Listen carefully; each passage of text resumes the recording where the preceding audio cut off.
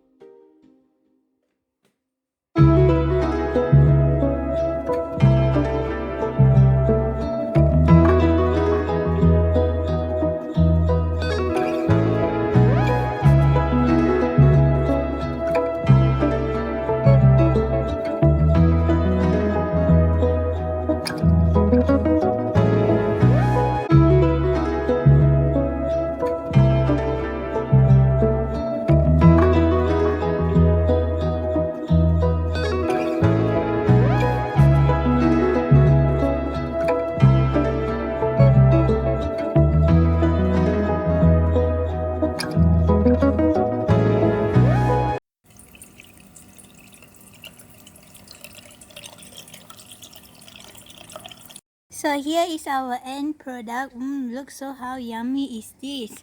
Okay, deep fried oyster king mushroom.